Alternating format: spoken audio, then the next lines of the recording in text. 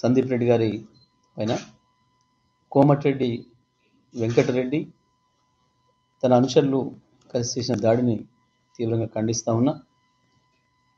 కోమటిరెడ్డి వెంకటరెడ్డి మంత్రి అయిన తర్వాత ఒక ఆటవికుడిలాగా పనిచేస్తూ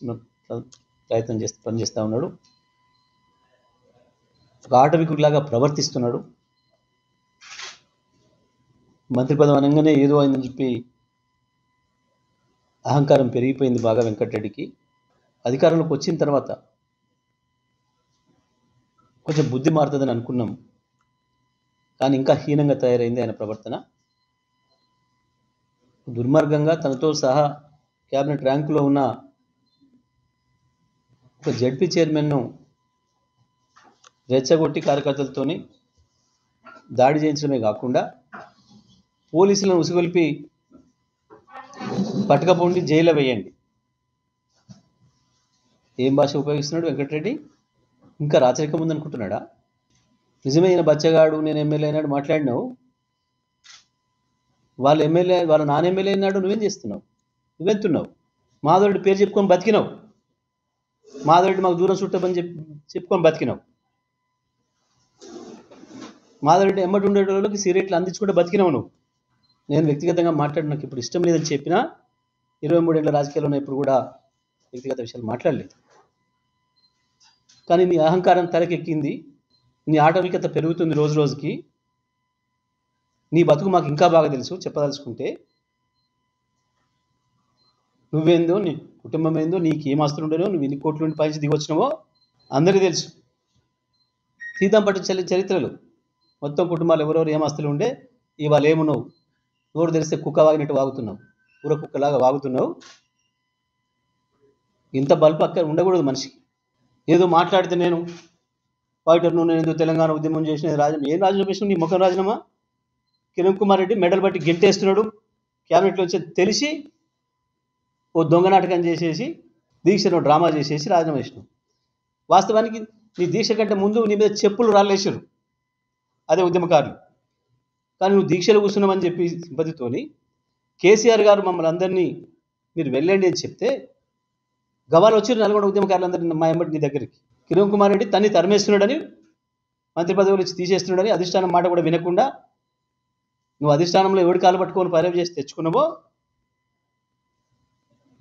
ఆయన అది వినకుండా కిరణ్ కుమార్ రెడ్డి అధిష్టానాన్ని లెక్క పెట్టకుండా ఉన్నాడు కాబట్టి తంతాడు ఒక తంతని అవతల పడేస్తాడు, మెడలు బట్టి గెంటుతున్నాడు మంత్రి పదవి తెలిసి రాజీనామా చేసిన. నేను ఇన్ని రోజు మాట్లాడలేదు. నేను మొన్ననే చెప్పిన బిడ్డ, నేను మొదలు పెడితే నీ బతుకు నీ ప్రైవేట్ లైఫ్ నేను మొదలు పెడితే మాట్లాడడం నువ్వు తట్టుకోలేవు అని చెప్పిన.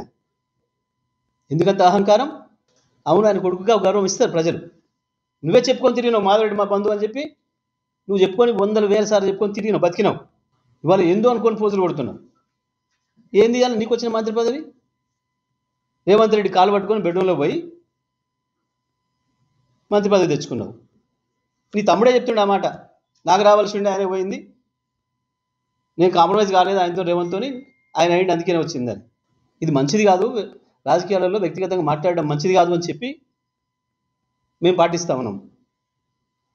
నేను అధికారంలో ఉన్ననాడు 10 ఏళ్ళు కూడా నువ్వు ఏం వాగినా నేను మాట్లాడలేదు. నువ్వు అసెంబ్లీలో వాగితే సమాధానం చెప్తాం కొట్టినట్టు. కేసీఆర్ గురించి మాట్లాడతావు, నువ్వు కేటీఆర్ గురించి మాట్లాడతావు. నువ్వు నీ బతుకు మాధవరెడ్డి గురించి మాట్లాడడం, ఈయన తండ్రి అయిండు కొడుకు అయిండు కాబట్టి అయిండు. మేము ఉద్యమం చేస్తున్న నాడు, మేము జైలులో పోయిన నాడు నువ్వు రాజశేఖర రెడ్డి బూట్లు నాకుతున్నావు. తెలంగాణ ఉద్యమకారులను ఎట్లా అంచివేయాలి, తెలంగాణ ఉద్యమకారుల మీద ఎట్లా కేసులు పెట్టాలి, ఇట్లా జైల్లో పంపాలి, ఈ కుట్రలో ఉన్నావు తెలంగాణ వ్యతిరేకుల చేతిలో. వ్యక్తిగత జీవితాల గురించి, వ్యక్తిగతంగా విషయాల గురించి మాట్లాడకూడదు. రాజకీయ వ్యవస్థే పలసన అవుతుంది ప్రజల ముందట అని చెప్పి ఒక నిబద్ధతతో ఉన్నాం మేము. పోలీసులు కూడా అత్యుత్సాహం ప్రదర్శిస్తున్నారు. ఎట్లా ముట్టుకుంటాడు, ఎట్లా చేస్తాడు వాడు? ఒక జడ్పీ చైర్మన్ క్యాబినెట్ హోదాలో కార్యక్రమంలో పాల్గొంటే సందీప్ రెడ్డి ఏమైనా ఒక మాట ఏమన్నా బూత్ మాట్లాడిందా, ఏమైనా దాడి చేసిందా? ఏమన్నాడు? మేము అనడం కాదు, మీరు మాట ఇచ్చిర్రు, మీరు ముఖ్యమంత్రి గారు ప్రజలకు మాట ఇచ్చిండ్రు, 10,000 కాదు 15,000 ఇస్తాం అన్నారు, రుణమాఫీ 2,09,000 తారీఖు చేస్తామని అన్నారు, మీరు అడిగిన దాన్ని, మీరు చెప్పిన దాన్నే మా కేటీఆర్ గారు మాట్లాడిండ్రు అన్నాడు. ప్రజలు ఎక్కడ నిలదీస్తారో, ఎక్కడ అడుగుతారో, రైతు బంధు గురించి ఎక్కడ అడుగుతారో, రైతు రుణమాఫీ గురించి ఎక్కడ అడుగుతారో, మీరు ఇచ్చిన 420 హామీల గురించి ఎక్కడ ప్రశ్నిస్తారో అన్న భయానికి పోలీసులను పెట్టుకొని ఎవరైనా మాట్లాడితే వాళ్ళకి కుక్కర్లాగా లేస్తూ వాళ్ళపైన వేట కుక్కర్లాగా దాడి చేస్తూ నువ్వు ఇవేవి భయపెట్టేయలేవు, ఇవేవి ఆపలేవు. ఈ చిల్లర దాడులు, నీ వెకిలి మాటలు, వెకిలి చేష్టలు ప్రజల్ని భయపెట్టలేవు. రైతు బంధు నాకు రాలేదని ఒక రైతు అంటే చెప్తాం కొట్టమంటాడు వాళ్ళు. మీరు కూడా అడుగుండి, గ్రామాలలో ఎవరిని మీకు ఎదురైనా, మీ విలేకరులు అడిగినా రైతు బంధు రాలేదు అని చెప్తున్నారు. రైతు బంధు రాలేదు అని చెప్పడం కూడా తప్పవుతుందా? ఆకలి అయితే నాకు ఆకలి అవుతుంది అంటే కూడా తప్పవుతుందా? నేరం అవుతుందా? నీకు 50,000 మెజారిటీ ఇచ్చిన రైతులు 50,000 చెప్పులతో కొట్టానా నిన్ను? ఇటువంటి అహంకారం మానుకోవాలి. మొత్తం వీడియోలను పరిశీలించండి. తప్పుడు మాట మాట్లాడింది, దాడి చేసింది మంత్రి కార్యకర్తల, అనుచరుల, కింది స్థాయిలో ఉన్న పోలీసుల. సరైన చర్యలు తీసుకోవాల్సిన బాధ్యత మీ పైన ఉందని చెప్పి కూడా నేను వాళ్ళకి విజ్ఞప్తి చేస్తా ఉన్నా. తప్పకుండా ఇటువంటి దాడులను ఎదుర్కొంటాం. దేనికైనా మేము సిద్ధంగానే ఉన్నాం. ఇవ్వాలనే కాదు, తెలంగాణ ఉద్యమం ప్రారంభించిన నాడే వీళ్ళ అయ్యలు, వీళ్ళ బాసులు ఉన్న నాడే భయపడకుండా వచ్చిన వాళ్ళం మేము. కావాలని ఎదుర్కొని వచ్చిన వాళ్ళం మేము. ఇప్పటికైనా వెంకటరెడ్డి నీ ప్రవర్తన మార్చుకుంటేనే మంచిది.